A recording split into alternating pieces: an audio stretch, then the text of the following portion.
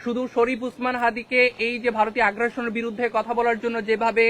প্রকাশ্য দিবালোকে গুলি করা হলো, এরকম যদি 1000 আরো হাজার হাজার জনকে গুলি করে ফেলা হয়, বাংলাদেশে এই বীর সাহসী এই জেনারেশন কখনোই ভারতকে তার আধিপত্য এখানে বিস্তার করার জন্য এই দুঃসাহস যদি সেকেন্ড টাইম করে, তাহলে তাদের কলিজাও কিভাবে ছিঁড়ে ফেলতে হয়, তাদের এই দুঃসাহস কিভাবে বন্ধ করে দিতে হয়, প্রত্যেকটা তাজা প্রাণ আমরা রাজপথে নেমে এসে সেটার আমরা প্রকাশ্য দিবালোকে সেই প্রতিবাদ জানিয়ে যাব। আপনারা জানেন আমরা যে ইস্যুটাকে নিয়ে সামনে নিয়ে আজকে এখানে বসেছি,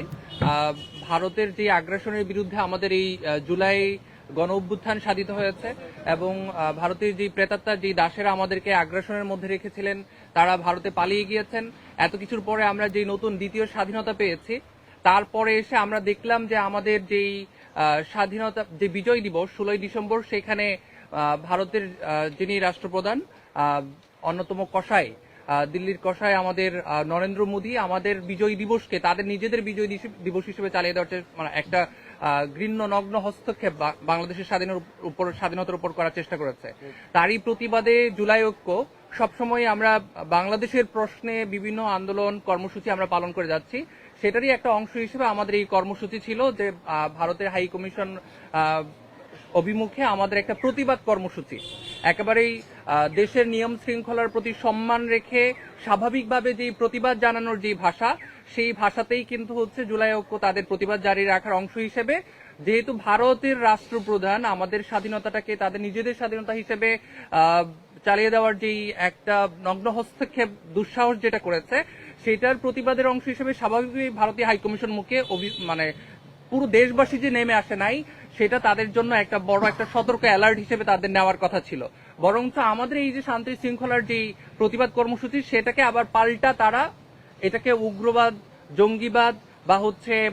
তাদের মতো করে একটা ট্যাগ দিয়ে এটাকে আবার পুনরায় চালিয়ে দেওয়ার চেষ্টা করেছে। এই দুঃসাহসগুলো আমরা মনে করি যে এই সাহসগুলো ভারত এখনো পর্যন্ত পাচ্ছে যেই পতিত ফেসিবাদ আছে, যারা ভারতে তাদের নিজেদের শ্বশুরবাড়িতে পালিয়ে গিয়েছে, তারা সেখান থেকে ভারতকে বিভিন্নভাবে মদত যোগাচ্ছে এবং বাংলাদেশে থেকে যাওয়া কিছু সুশীল বাঙ্গু যারা বুদ্ধিজীবী আছে, তারা তাদেরকে এই সাহস বা এই স্পেসগুলো তৈরি করে দিচ্ছে। এই স্পেসগুলো তৈরি করে দেওয়ার মধ্যে এই সুশীল বাঙ্গুদের সাথে আমাদের কিছু প্রক্সি মিডিয়াও সেখানে সম্পৃক্ত হয়েছে, যারা নামে বেনামে ইন্ডিয়ার প্রতি এই ধরনের মদত বা এই ধরনের কাভারেজ গুলো দিয়ে তারা ইন্ডিয়াকে মানে এখনো পর্যন্ত বাংলাদেশের স্বাধীনতায় নগ্ন হস্তক্ষেপ করার এই সুযোগগুলো করে দিচ্ছে। আমরা এর মানে ঘৃণাভরে তাদের এই নগ্ন হস্তক্ষেপকে প্রত্যাখ্যান করছি এবং আমরা এই দৃপ্ত কণ্ঠে এই প্রতিবাদ জানিয়ে রাখছি। শুধু শরীফ উসমান হাদিকে এই যে ভারতীয় আগ্রাসনের বিরুদ্ধে কথা বলার জন্য যেভাবে প্রকাশ্য দিবালোকে গুলি করা হলো, এরকম যদি 1000 আরো হাজার হাজার জনকে গুলি করে ফেলা হয়, বাংলাদেশে এই বীর সাহসী এই জেনারেশন কখনোই ভারতকে তার আধিপত্য এখানে বিস্তার করার জন্য এই দুঃসাহস যদি সেকেন্ড টাইম করে, তাহলে তাদের কলিজাও কিভাবে ছিঁড়ে ফেলতে হয়, তাদের এই দুঃসাহস কিভাবে বন্ধ করে দিতে হয়, প্রত্যেকটা তাজা প্রাণ আমরা রাজপথে নেমে এসে সেটার আমরা প্রকাশ্য দিবালোকে সেই প্রতিবাদ জানিয়ে যাব। আর এই জায়গাটায় আমি সুশীল বাঙ্গুদেরকে লক্ষ্য করে এই কথাটা বলতে চাই যে আমরা একটা সময় পাকিস্তানের কাছে পরাধীন ছিলাম, তারও আগে আমরা ব্রিটিশ বেনিয়াদের কাছে পরাধীন ছিলাম। আপনারা ইন্ডিয়া যে এখনো পর্যন্ত ভারতীয় দালালদেরকে তাদের দেশে প্রেরণ করে দেওয়ার পরে একটা গণ অভ্যুত্থান হওয়ার পরও আপনারা ইন্ডিয়ার বিরুদ্ধে কথা জারি না রেখে আপনারা বিভিন্নভাবে পাকিস্তান টেনে এনে এই যে ইন্ডিয়াটাকে এখানে আবারও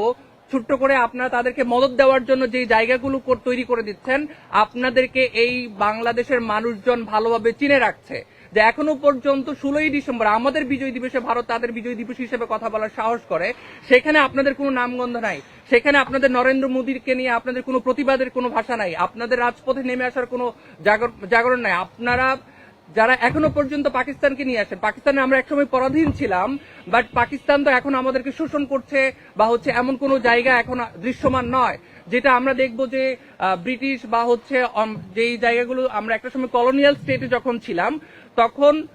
সেই জায়গাগুলো থেকে আমরা সবাই স্বাধীন হয়েছে। একটা সময় আবার বৈশ্বিক অগ্রযাত্রায় সবাই এক দেশ আরেক দেশের সাথে কূটনৈতিক সম্পর্কের ভিত্তিতে তারা একত্রিত হয়েছে, পারস্পরিক শ্রদ্ধা ন্যায্যতার ভিত্তিতে তারা তাদের সম্পর্ক জারি রেখেছে। পাকিস্তানের সাথে আমাদের সম্পর্কটা তার থেকে বেশি কিছু নয়। পাকিস্তানও যদি আমাদেরকে আবারও ইন্ডিয়ার মতো করে এরকম ভাবে পরাধীন করে রাখতে চায়, আমরা পাকিস্তানের বিরুদ্ধেও দৃপ্তকণ্ঠ হব। কিন্তু আপনাদের সুশীলতার জায়গা,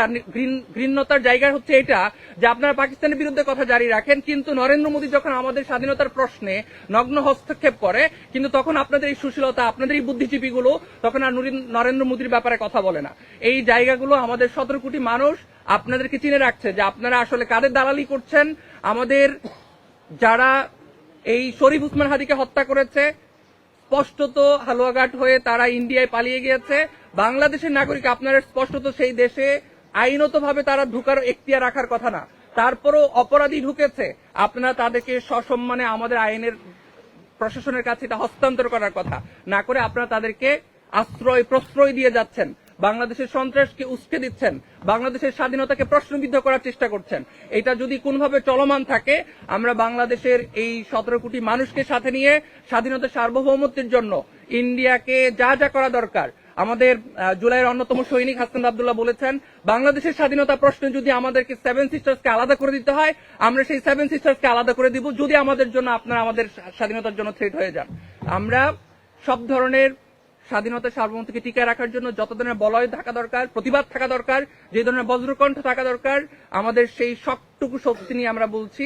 আমরা আপনাদের এই দাদাগিরি, এই আধিপত্যবাদ, এই আগ্রাসন কোনোভাবে মেনে নেব না। সম্পর্ক হবে কূটনৈতিক সম্পর্ক, ন্যায্যতা এবং ইনসাফের ভিত্তিতে। ইনকিলাব জিন্দাবাদ, বাংলাদেশ জিন্দাবাদ।